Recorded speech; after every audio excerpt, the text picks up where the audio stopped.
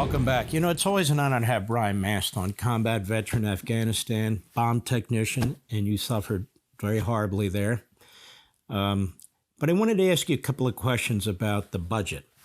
This budget bill, this is Donald Trump's economic program, right? This is his governmental program. He hasn't had it passed yet. He hasn't had it instituted yet. So this is crucially important, no?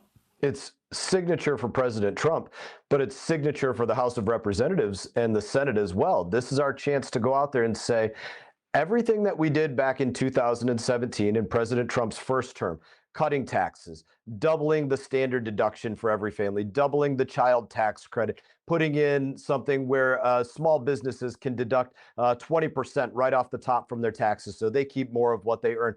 Codify all of those things permanently into law. That's a really big deal because if you don't codify those things, they go away, and we have the largest tax increases on Americans in history. So that's a really big deal. And then there's the president saying, hey, this is a new administration. We want to do more things for returning to the American people, returning power to the American people. So no tax on tips, no tax on Social Security, no tax on overtime. What can we do to reduce the size and scope of government and make sure that we're spending money on things we should, like border security, and not throwing money away on transgender job fairs in Bangladesh or something like that? You know, Congressman Mast, I get very frustrated with Republicans who want to fight over this little thing or that little thing. They know they're in a tiny, you guys, in a tiny majority.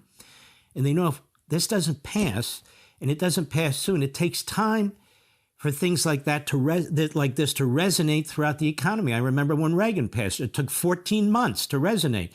You're going to have midterm elections. We cannot afford to lose the House of Representatives, and we will be bogged down in investigations and impeachment and all the rest of it.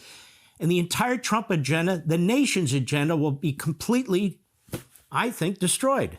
Mark, I think you used the right term, time frame. We don't have to guess what that time frame is because so much of what we're dealing with is taxes. So if you don't get this done and get these programs implemented by the time people file their taxes in the coming year, then they're not going to realize the benefits of it because they're not going to file their taxes again until after the elections. And that's what happened in the first Trump administration. We did great tax cuts, but nobody got to realize any of the benefits of it until after the elections. And you don't want that to take place again. You want people to realize, oh my God, that's a really great thing. That saved my family money. I kept more in my pocket. Thank you, President Trump, for not burning through our cash that comes out of my wallet when I get up and go to work every morning at 6 a.m. and send it off to other places instead of letting me do something for my family. And that's the literal dynamic.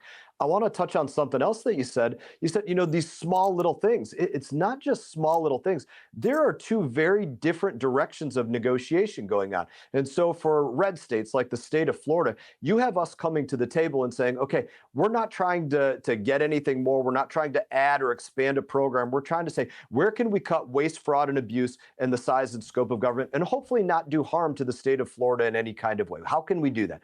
But you have other states that are coming to this saying, give me this, give me this, give me this, give me this. We want to expand the programs in our state. We want to expand more Medicaid. We want to get more money for people that are illegal immigrants that are on Medicaid in our state, or people that are able-bodied that are in our state. And at the detriment of other states that are trying to give stuff away to stop that size and scope of government. Two very different negotiating strategies going on, and it's painful to see. Wow, that's crazy.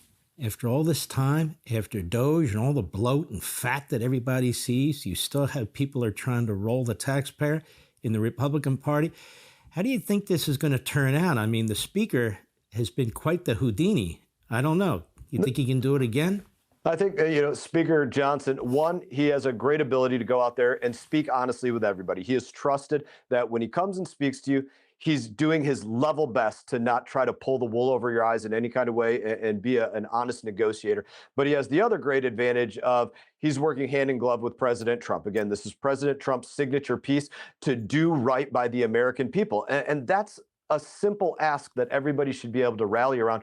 Let's do right by the American people. Let's not do right by those that are trying to take advantage of something or those that are trying to take for granted somebody or something else. Let's do right by the people that are going to work every day and losing their money to just ridiculous programs that should not be in place anywhere. Let's make it right to them for the first time in history.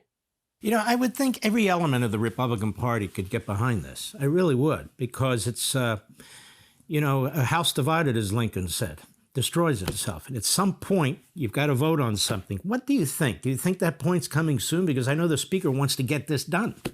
So, we were supposed to be in Washington, D.C. right up until Friday. We ended up leaving Washington, D.C. a day earlier on Thursday. And the reason for that was because there were negotiations that still needed to be taking place because people were, I'm going to be a no on this. I'm going to be a no on this. You're not going to get my vote for this reason. The Speaker throughout this weekend has been dealing with all of those things. I suspect 24 hours a day, no matter what the time zone is, trying to speak to people. President, same thing, speaking to every person he can, saying, listen, you got to get on board with helping the American people. Even if you don't like this piece of it, this is the piece of it that you need to like, because this is what it's doing for your constituents. And they're out there beating the drum on it.